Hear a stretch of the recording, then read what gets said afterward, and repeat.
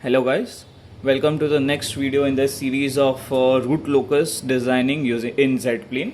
In this video we'll be designing the controller design, or also called as a compensator design. We have two kinds of compensator. One is the lead compensator, there is the lag compensator. The transfer function for the lead compensator is gd of z is equal to k into z minus a upon z minus b. For lag compensator it is z minus beta 1 upon z minus beta 2. Okay.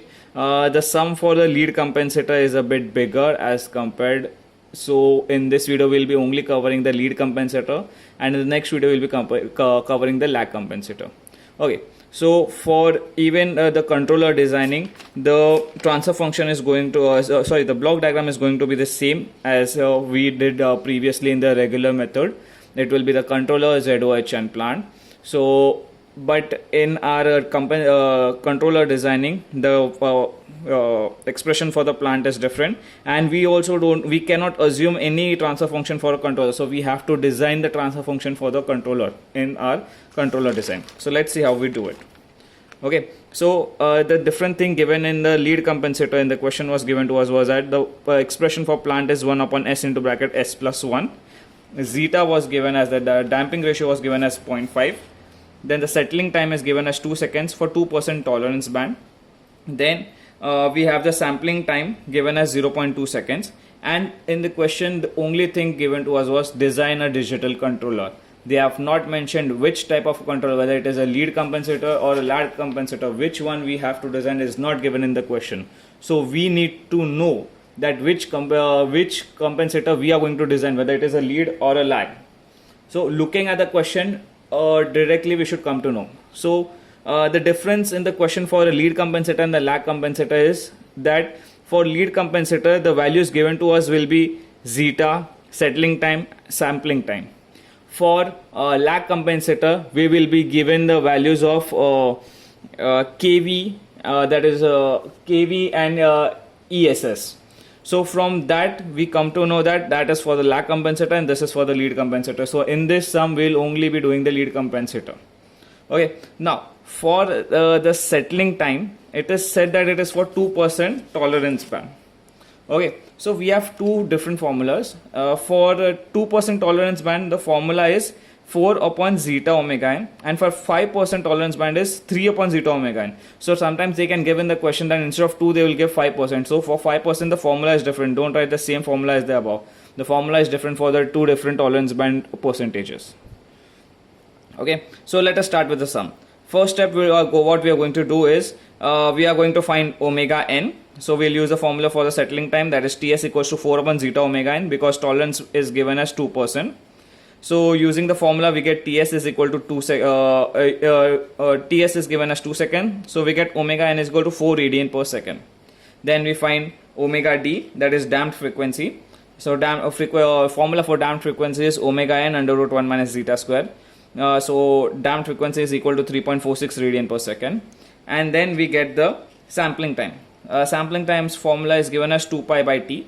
So the value for sampling time is 31.4 radian per second. Now we cannot do a lead compensator design unless and until we satisfy this condition.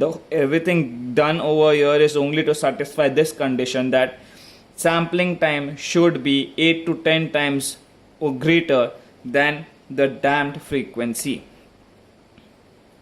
I repeat, the sampling frequency should be 8 to 10 times greater than the damped frequency, and we have proved it over here that it is 9.07 times. So we can go ahead and design the lead compensator. Now first we'll find the poles in the Z plane. To find the poles in the Z plane, the formula is given as S of 1, 2, that is 2 poles, is minus zeta omega n plus minus j omega n under root 1 minus zeta square. So we know what is zeta, we know what is omega n. We can put the formulas and we get minus 2 plus minus 3.46. Now you will be asking, you will be thinking that what is the use of this? The use of this is to find the poles in the Z plane. So to find the poles in the Z plane, we know that Z is equal to e raised to st. But S is equal to minus zeta omega n plus minus j omega n under root 1 minus zeta square. So this thing is substituted over here to find the poles in the z plane. Now to find the poles in the z plane, we find the magnitude and the angle. So to find the magnitude, the formula for to find the magnitude is equal to e raised to minus t zeta omega n, which is equal to 0.67. T is nothing but the sampling time, which is equal to 0.2 seconds. So you put that value, we know what is zeta, we know what is omega n, we put those values, find the exponential, and we get the magnitude. For angle, it is nothing but t into omega d, where omega d is equal to omega n under root 1 minus zeta square. Okay, so from that we find angle for in z plane, but the angle that we get is in radians. Okay, so we need to convert the radians into degrees. So we convert the radians into degrees. Okay, so we get the poles of z in polar form. We need to convert the polar form into z form, into rectangular form. So we can use our calculators to convert from polar form into rectangular form. So this is what we get in the rectangular form. Now you might be thinking, what is the use of this pole? Is this the actual pole in the z plane? No, this is not the actual poles in the z plane. To find the actual poles of the z plane, first we need to convert the plant and the ZOH and the controller expressions from S plane to Z plane, and then we get the poles. This is not the actual pole of this system.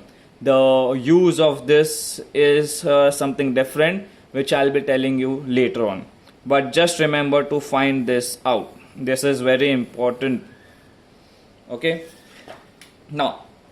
Now we will start with our sum. First step, as we did in the regular method, that is conversion from S plane to Z plane. So first we'll only consider the ZOH and the plant. We'll write the expression for ZOH. We'll write the expression for plant, which is given in the question. Multiply and find the Z transform. But here we have 1 upon S square into bracket S plus 1. So we'll do the partial fraction, which is A upon S square plus B upon S plus C upon S plus 1. So this is the expression that we get. So we put S equals to 0 to find the value of A, put S equals to minus 1 to find the value of C, and put S equals to 1 to find the value of B. So we get A equals to 1, B equals to 1, B equals to minus 1, and C equals to 1. Okay, so then we put these values in the previous expression. Then we find the Z transform. So the Z transform for 1 upon S square is Tz upon Z minus 1 the whole square. Z transform for 1 upon S is Z upon Z minus 1. And the Z transform for 1 upon S plus 1 is nothing but Z upon Z minus e raised to minus at. Here the value of A is 1. So it becomes Z upon Z minus e raised to minus t. Now open up the brackets. Z minus 1 cancels out. Z cancels. And then we simplify the expression. Put the value of t. And then we get the Z transform only for 0 order hold and plant. So the expression is 0.02 Z plus 0.8 upon Z minus 1 into Z minus 0.82. Okay. So the expression that we get over here, we will be using the poles and zeros in this expression as partial poles to find some of the values. Okay, so we get a pole at 1 and 0.82, and we get a 0 at 0.8. Okay, now we need to find the angles. Now how do we find the angles? For that we need to go to the root locus graph. Okay, as I said earlier, we need to plot these partial poles. So we'll be plotting the partial poles, that is at 0 at 0.8, pole at 1, and a pole at 0.82.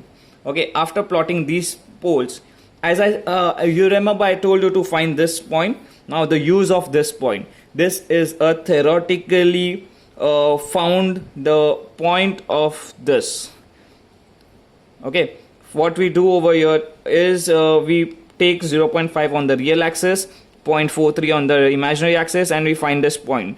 Now some people try to find this analytically. I found this analytically I've found this theoretically. Some people try to find it analytically. What they do is that first they plot a curve around over here, some random curve, and they find it in such a way that the curve should intersect zeta at 0.5, because in the question it is given zeta at 0.5. So they'll find that at zeta, the line of this zeta, it will intersect somewhere at zeta equals to 0.5.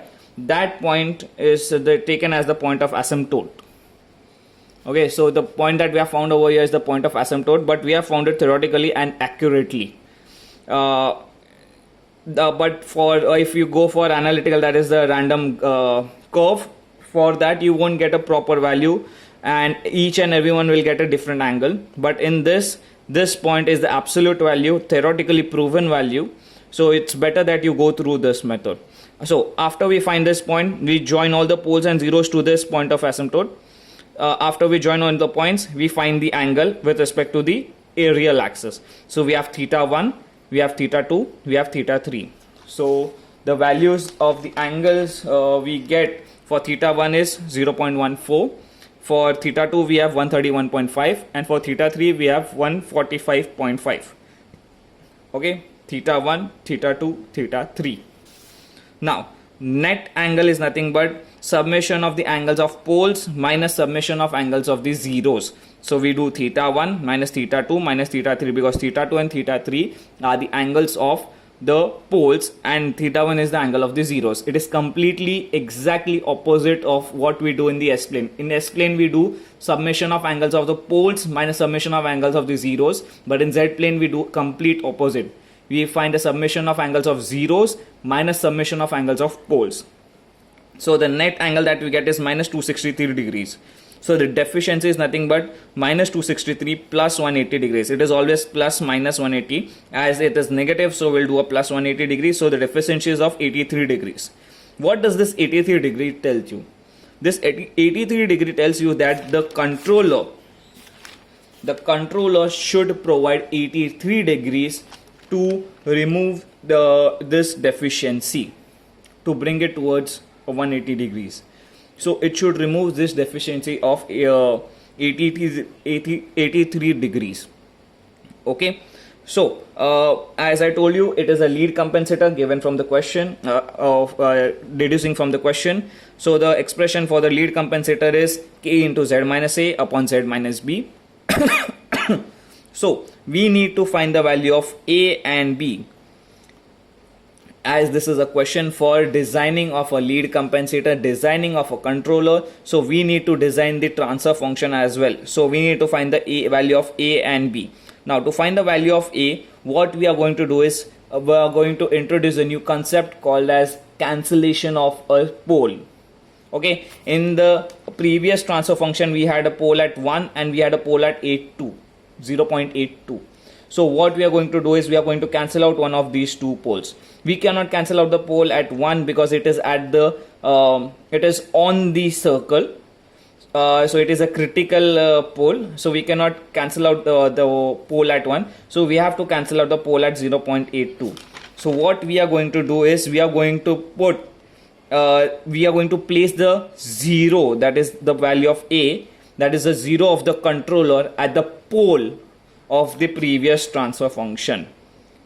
So the pole of the controller is nothing, the pole of the transfer function is nothing but the 0 of the controller. So one of the pole is cancelled out as a 0. I'll repeat once again. What we are going to do is we are going to place one of the pole from the previous transfer function as a 0 for the controller. So the value of A will be 0.82. So now one of the poles has been cancelled out as a 0 for a controller. Okay, so the value of A is 0.82. Now we need to find the value of B. Now it is that as we have cancelled out the pole, so the pole of the controller should provide the deficiency of 83 degrees. The 0 won't provide the deficiency, the pole will provide the deficiency, because we have cancelled out one of the poles of the previous transfer function. Okay, so the controller pole should provide an angle of theta 2 minus deficiency, because theta 2 was the pole the angle provided by the pole 2 is theta 2, and theta 2 has been cancelled out, so we'll be doing theta 2 minus deficiency, that is 48.5 degrees. So the pole B should provide 48.5 degrees 48.5 degrees, but the required angle is greater than 39.59 degrees. That is nothing but tan inverse of imaginary upon real, that is 0.43 upon 0.52. This expression is very important. It's going to be used again and again at various places. Okay, we need to find this point. So the required angle is greater than 39.59 degrees, that we know, but it should also provide the angle of 48.5 degrees. Okay, sorry, this is wrong. They should provide 48.5 degrees. Okay, so the pole B should provide 48.5 degrees. So to satisfy the angle criteria, what we are going to do is, in tan inverse 0.43 upon 0.52, we are going to subtract the pole B as well. 0.43 upon divided by 0.52 minus pole B is equal to 48.5 degrees. Now if you solve this expression, you will get B as 0.14. Okay, once you get the value of B, you substitute this value over here, you will get the controller transfer function, which is equal to K into Z minus 0.82 upon Z minus 0.14. Now you got the controller transfer function. Once you get the controller transfer function, you will find the entire G of Z, that is controller's transfer function into ZOH transfer function into plant transfer function. Now we know the plant transfer function into ZOH transfer function, which is this.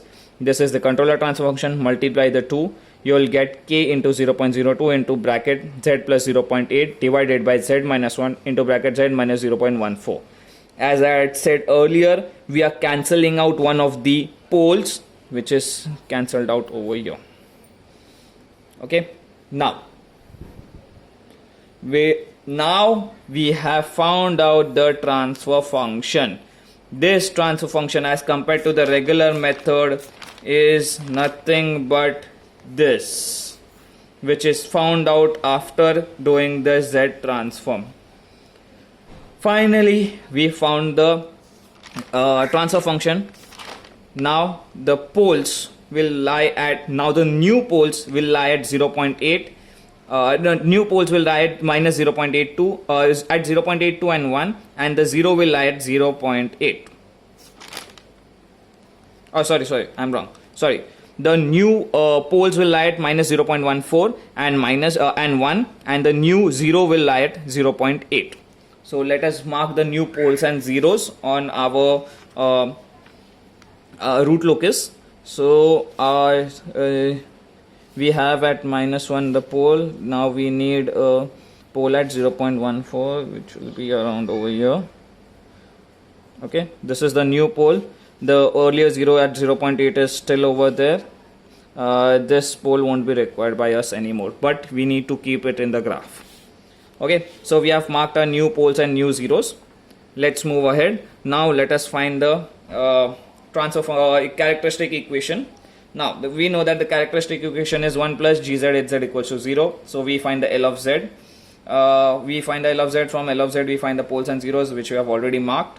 Now we find the poles. One is at 1, the other at 0.14. We have a 0 at 0.8. Again 2 minus 1. So 1 will break away towards minus infinity, just like before. Okay. Now we find the breakaway points. We do dk by dz equals to 0. In this expression, we do dk by dz equals to 0. So what we do, we find the value of k from this expression.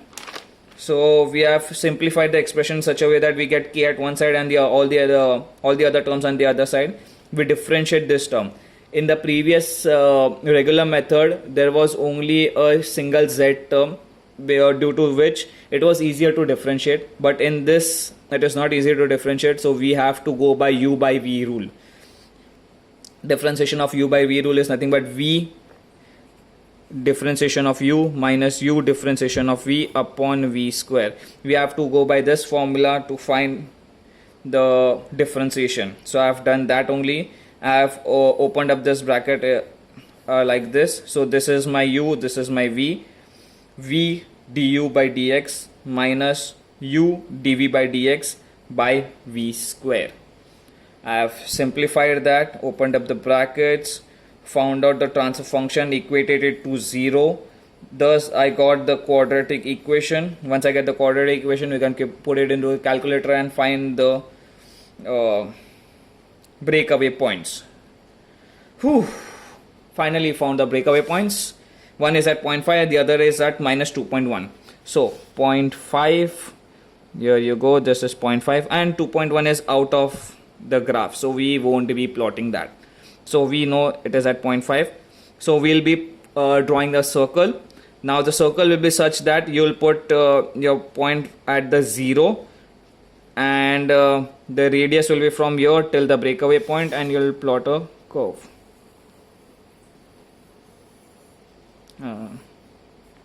Okay, so something like this will come up.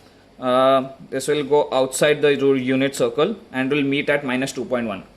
Now the radius of this whole thing will be 1.3. This will be the radius.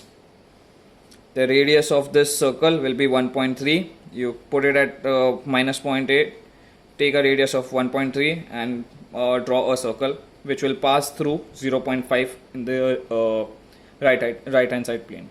So that's the root locus. Finally you have plotted the root locus. Now let's move ahead. Next you will find the critical gain. In this, the critical gains formula, the value for critical gain will be different. As I said before, this value is really important. You will get a critical gain at z equals to this point. Okay, so instead of in regular method where you put z equals to minus 1, over here you will put z equals to 0.52 plus j 0.43. 0.52 plus j 0.43. You will substitute this value, you will get this as k.